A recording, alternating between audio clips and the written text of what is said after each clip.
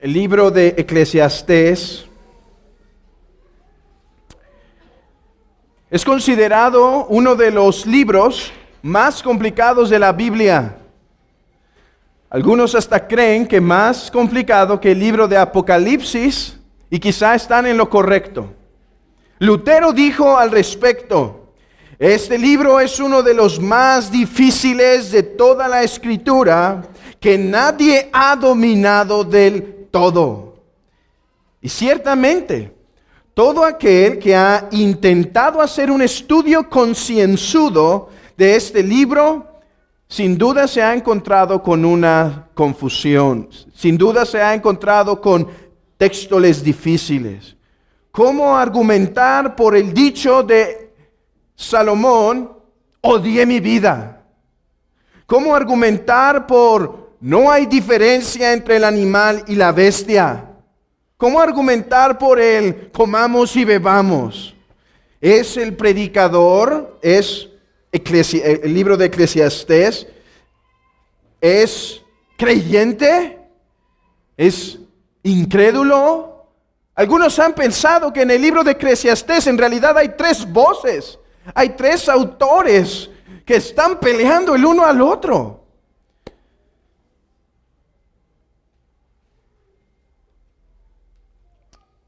Sin embargo, aunque nos vamos a encontrar con dificultad a la hora de intentar interpretarlo, su fin será muy dulce. Porque el libro de Eclesiastés provee al pueblo de Dios una ración suficiente, una cubetada suficiente de la realidad. El libro de Eclesiastés echa un balde frío a aquel que está dormido.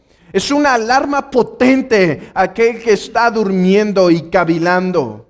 El libro de Eclesiastés nos provee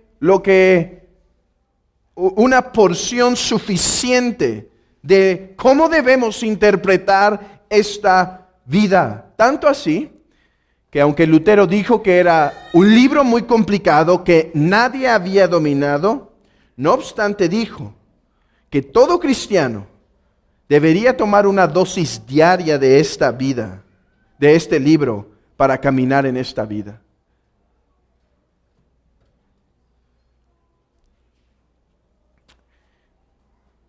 Y yo espero que estas meditaciones sean una bendición para todos nosotros. Lo han sido para mí esta primera meditación, porque sin duda nos pone los correctos anteojos de cómo debemos ver este mundo.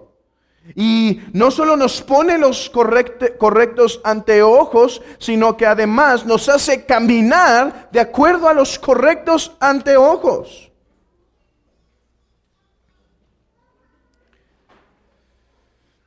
Y con esta primera meditación, deseo hacer una introducción al libro. Ahora, ¿saben? Me encanta leer las introducciones. Tratan diferentes debates. Si Salomón fue el autor, por qué sí, por qué no, los argumentos, la fecha tardía, temprana, cuál es la mejor, asuntos literarios, muchas cosas que sin duda me gustaría compartir con ustedes, pero en 20 minutos no nos da tiempo de hacerlo. Sin embargo, aunque no podemos dar una introducción más científica, más detallada de esto, sí podemos dar una introducción a todo el libro. ¿Por qué? Porque los primeros 11 versículos del libro de Eclesiastés son justamente eso. Son una introducción. El predicador, o sea, aquel que escribió el libro de Eclesiastés, el que lo está escribiendo, él está dando una pequeña probada, una pequeña anticipación de lo que será todo el libro de Eclesiastés. Así que hagamos nuestra introducción al libro de Eclesiastés yendo a través de estos 11 versículos. Y en primer lugar, debemos ver que lo primero que establece este libro es su autor. Versículo 1. Palabras del predicador, hijo de David, rey de Jerusalén. ¿Quién es su autor? Sin duda, muchos saben que es Salomón. Algunos no están convencidos de eso y hacen muchos debates. Pero lo más probable es que sí fue Salomón. Pero esa no es tal cual la pregunta. Más bien, teológicamente hablando, ¿quién es el autor del libro? Teológicamente hablando. Y es que el autor de Eclesiastés elige palabras muy precisas para introducirse. Palabras del predicador. Palabras del predicador. Por eso Eclesiastés se llama Eclesiastés. Por la tercera palabra que tienen en el libro, predicador, Kohelet. Kohelet es la palabra hebrea. Y esto es importante. Esto es importante. El autor del libro se está llamando a sí mismo Kohelet. O sea, es más que un maestro. Es más que un predicador ambulante. El autor de Eclesiastés se ve más como un maestro en la academia que da información de la vida. El maestro de Eclesiastés, el autor de Eclesiastés, se ve a sí mismo como un pastor. Como un pastor. ¿Cómo sabemos esto? Bueno, él lo va a explicar que la razón, al final del libro, la razón por la cual enseñó esto fue para guiar al pueblo. Por eso está escribiendo, para guiar al pueblo. Pero además sabemos esto, porque la palabra por predicador, Kohelet, es una palabra de la cual proviene la palabra iglesia, Kahal. Es la misma raíz hebrea, la misma palabra armonizada de forma distinta, conjugada de forma distinta. ¿Y por qué es importante esto? Porque Kahal y Kohelet tienen una connotación de asamblea. No solamente es un maestro en la academia, es un pastor en medio de una asamblea. Este predicador, este pastor, por eso lo llamaremos de ahora en adelante en nuestras meditaciones, el pastor Salomón. Este pastor Salomón tiene la intención de guiar su congregación. Él no solo quiere dar sus poemas al aire, él quiere guiar su congregación, él quiere dirigir a su pueblo, él quiere anunciar a su pueblo cosas importantes, que esta vida es vanidad. Vean tanta connotación que tiene con la cuestión del pastorado y la iglesia, que nuestra Biblia lo traduce, Kohelet, se traduce por Eclesiastés. ¿No les suena esa palabra Eclesiastés por la palabra griega por iglesia, eclesia? Este es más que un hombre, este es un pastor, pastor Salomón, intentando guiar al pueblo. Y después de dar su autoría, que él es un pastor que quiere cuidar su rebaño, nos dice en segundo lugar su propósito. Y nos dice el propósito del libro por medio de dos cosas. En primer lugar, por medio de una frase que dominará todo el libro: vanidad de vanidades. Eso es lo que quiere enseñar a su pueblo. ¿Saben? Esta es una forma de enseñanza que es muy útil. Lo más importante, dilo al principio, suele ser una buena herramienta. Y de esta forma, el pastor Salomón, abre y cierra el libro. Vanidad de vanidades, dijo el predicador, vanidad de vanidades, todo es vanidad. Este pastor Salomón tiene un claro propósito: guiar a su rebaño, enseñar a su rebaño cómo vivir. ¿Y cómo le va a enseñar cómo vivir? ¿Cómo va a enseñar el pastor Salomón a su congregación cómo vivir? Enseñándoles lo que es esta vida. ¿Qué es esta vida? Vanidad de vanidades. ¿Qué es esta vida? Vanidad de vanidades. Esta frase no se puede decir sin pasión. Esta es más que una simple conclusión matemática. 2 más 2, 4. Este es un clamor del alma. Después de haber indagado, después de haber adquirido sabiduría, después de haber tomado placeres, después de haber trabajado duro, concluye exhausto en su corazón: vanidad de vanidades, vanidad de vanidades. De hecho, esto es una forma en la retórica hebrea de enfatizar algo. Por ejemplo, nuestra Biblia tiene un libro que se llama Cantar de los Cantares. En el hebreo esa es la forma de utilizar el superlativo. Es la forma de utilizar algo como muy grande. Es como decir, este es un canto muy hermoso. De hecho, Cantar de los Cantares se debe decir en realidad el canto más hermoso. Ok, cuando el predicador Salomón dice vanidad de vanidades, dice, esta es la vanidad de vanidades. Esa es la vanidad más grande. ¿Cuál? ¿Cuál es su vanidad? Ya puso el clamor, ya puso la pasión, ya puso la preocupación, que hay una vanidad que es una vanidad que sobrepasa a todas. Que es una frustración que sobrepasa todas las frustraciones. Que si hay una frustración en la vida, esta es la máxima, la primera, la más grande. Que si hay un sentimiento de tristeza, frustración, esta es. ¿Cuál? Versículo 3. ¿Qué provecho tiene el hombre de todo su trabajo con que se afana debajo del sol? Esa es la vanidad. Esa es la vanidad de vanidades. ¿Qué provecho tiene al hombre con todo el trabajo de que se afana?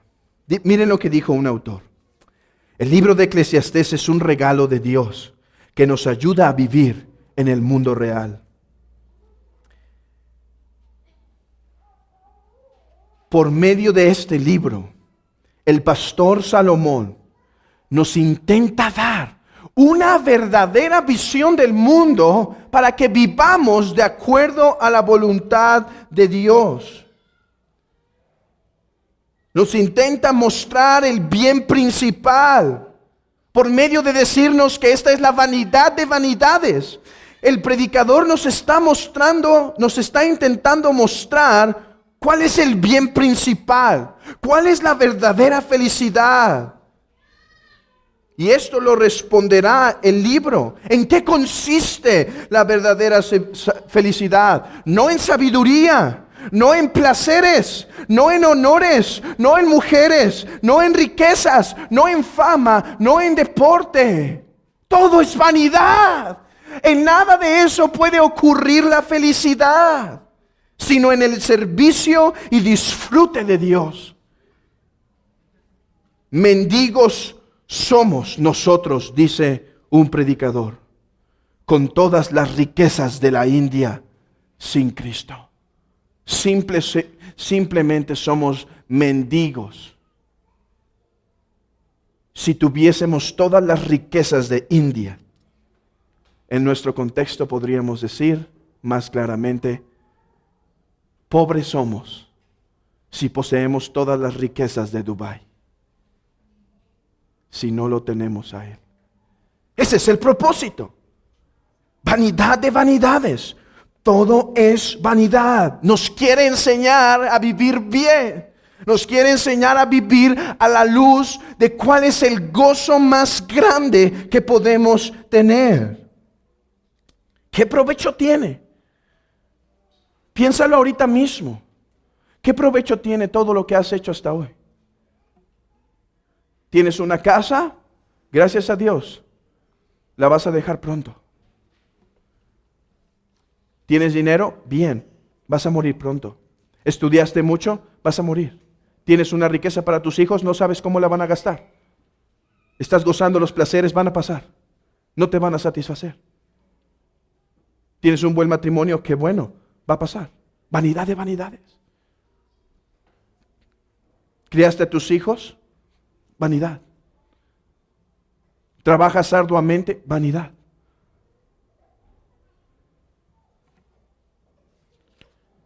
Y este gran tema, que todo es vanidad. ¿Por qué? Porque vamos a morir. Este gran tema, el pastor Salomón lo va a desarrollar a través de todo el libro. Pero no tenemos que ir a través de todo el libro para tener un pequeño sabor de lo que va a tratar. Nos da un poema. Esta introducción no solo nos da el autor, no solo nos da el tema y no solo pone el tema a través de una pregunta, sino además nos da un poema que es una pequeña probadita de lo que será todo el libro. Generación va y generación viene. Todo es vanidad. La tierra se va a quedar. Tú y yo nos vamos a ir. Alguien tituló este primer libro, este primer capítulo de Eclesiastés, de la siguiente manera. Así tituló su predicación: pretendamos. Lo que intenta tumbar Eclesiastés es que dejemos de pretender. ¿Qué debemos dejar de pretender? Debemos dejar de pretender que no vamos a morir. El clamor de Eclesiastés es: ¿por qué estás viviendo como si no fueras a morir? Dice Salomón. Si nosotros, ese es su argumento, empieza a hablar del sol, de los ríos, del viento. Primero dice, la tierra se queda, generaciones pasan, la tierra se queda, tú te vas, ¿qué te sirvió? Y después habla del sol, habla del río y habla del viento. Y dice, miren su monotonía, el sol va a volver a salir, el sol se va a poner, va a estar otra vez afuera. Todo es vanidad, no hay nada nuevo. Debes saber esto, joven, debes saber esto. No hay nada nuevo debajo del sol. Si tú piensas ser el gran hombre, el gran esto, el gran lo otro, ¿sabes? No hay nada nuevo. No hay nada nuevo debajo del sol. ¿Cómo pudo decir esto el pastor Salomón mucho tiempo antes de la computadora? Es nuevo. Piensa en lo que es. Manejar información. Lo mismo que él hacía. Pero ahora se vende transatlántico. ¿Qué es eso? Vender. ¿Qué ha cambiado? Es vanidad. Todo es vanidad. Nada nuevo. Y no solo no hay nada nuevo, joven, no harás nada nuevo. Además, no serás recordado. No serás recordado. Aún los grandes hombres en un tiempo serán olvidados. Los que nuestros padres recordaron ahora se han olvidado. El tiempo va a pasar, no te van a recordar. Generación va a venir. Eso es vanidad. Que todo tu esfuerzo, que todo tu trabajo, que todo lo que hiciste no es nuevo porque pasará y no será recordado. Todo es vanidad. ¿Cuál es la solución? Bueno, alguna literatura en Mesopotamia del mismo tema, no bíblica obviamente, hablaban de la solución, el hedonismo. Pues vive en los placeres y muérete. Otros hablaban del suicidio. Hablaban del suicidio como la única respuesta que podía darles paz. Si todo es vanidad, muramos. Miren, de hecho, lo que Leo Tolstoy, un poeta exitoso, llegó a escribir. ¿Qué será de lo que hago hoy o mañana? ¿Qué será de toda mi vida? Perdón, creo que no es un poeta principalmente, es un novelista. ¿Qué será de lo que hago hoy o mañana? ¿Qué será de toda mi vida? ¿Por qué vivo? ¿Por qué desear algo o hacer algo? Esto también puede ser expresado así. ¿Hay algún significado en mi vida que evite la muerte que me espera destruir? ¿De qué sirve ser exitoso? Voy a morir. Esto va a pasar. Dejemos de pretender entonces que no vamos a morir. Hermanos, espero que empecemos a sentir el jadeo de Pastor Salomón. Pastor Salomón no dijo, vanidad de vanidades, todo es vanidad. No, esto es un jadeo. Vanidad de vanidades. Vanidad de vanidades.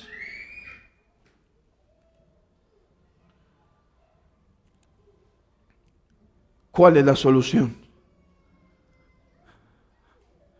¿Cuál es la solución? La clave para interpretar Apocalipsis y encontrar a Cristo está en una pequeña palabra, o tres pequeñas palabras: debajo del sol. Esto es vanidad debajo del sol.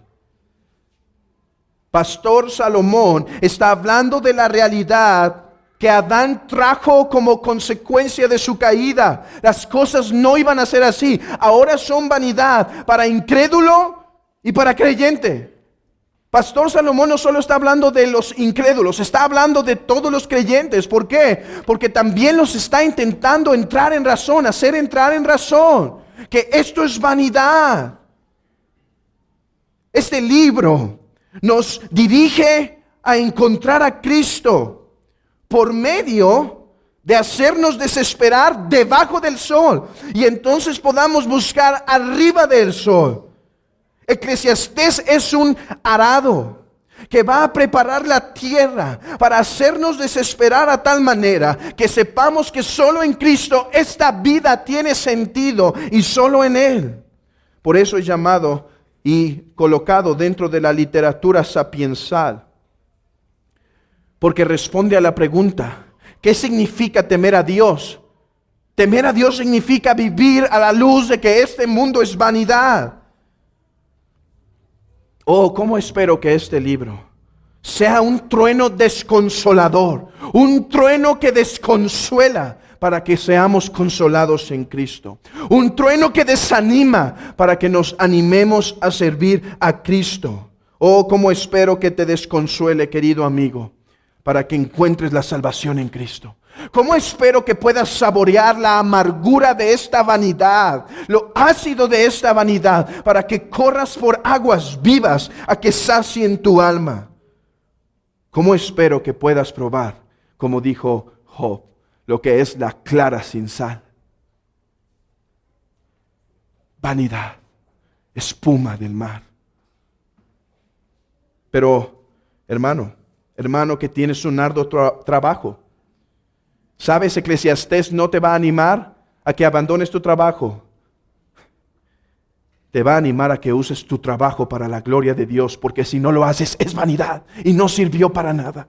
Esas horas, ese trabajo no sirvieron para nada. Te va a ayudar a que puedas usar tu trabajo para la gloria de Dios y usar tus fuerzas actuales para servir y trabajar en aquello que permanece. Esta es la sabiduría que el Señor nos enseñó en el libro de Mateo. Trabajad por aquello que no perece, sino que a vida eterna permanece. Esas palabras son el resumen de Eclesiastés. Así que, amigo, espero que sea de beneficio para ti. Hermano que trabajas, deseo lo mismo. Querida hermana, deseo que esto sea una consolación al mismo tiempo que una exhortación. Porque cuántas veces he escuchado a hermanas que luchan porque se encuentran, según su perspectiva momentánea, encerradas en una casa tratando con unos pequeños niños. Y no podrán hacer algo más. ¿Sabes? Todo es vanidad. ¿Qué es lo que permanece? Que temas a Dios en tu hogar, que sirvas a Dios en tu hogar, que guíes a tus hijos en el temor de Dios. Es lo único que va a permanecer. ¿Qué importa si ganaras todo el mundo? Sería vanidad. En donde Dios te ha puesto es el lugar que Él desea que lo agrades. ¿Saben? Esta pequeña meditación de Eclesiastés fue un gran mover en mi corazón. Y dije, ¿cuántas veces podemos ser atrapados, todo aquel que predica, a querer predicar para ser visto? ¿Pero de qué sirve? ¿De qué sirve un poquito de fama? De nada, es vanidad. Como dijo un autor joven, ve, predica a Cristo, muérete y sé olvidado. Eso es lo único que permanece. Es lo único que permanece. Niños, yo espero que puedan aprender de las palabras de Salomón, que después de haber pasado tanto tiempo gastando su vida en los deleites, no encontraron felicidad. ¿Cuál es tu más grande meta? Piénsalo, piénsalo, niño. ¿Qué es lo que más deseas? ¿Ser un piloto? Ya no sé si hoy en día ser un bombero sigue siendo una atracción, pero ser un creador de computadoras. ¿Qué es lo que más grande deseas, niño? Es vanidad. Lo único que permanece es que entregues tu vida al Señor y le sirvas con ella hasta morir. Joven, te tengo que decir algo. Tu vida es vanidad. Es un vapor.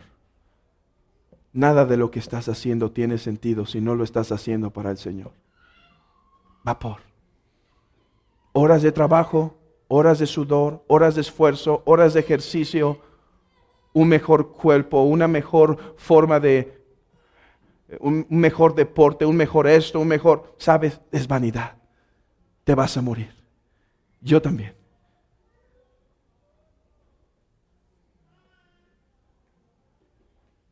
Solo en Cristo podemos encontrar sentido a esta vida. Predícalo a Él, sírvelo a Él, conócelo a Él, ámalo a Él, ten comunión con Él, sirve a su iglesia. Es lo único que permanecerá. Sirve con tu trabajo a la iglesia. Predica el Evangelio, predícalo a Él. Todos seremos olvidados, menos Él.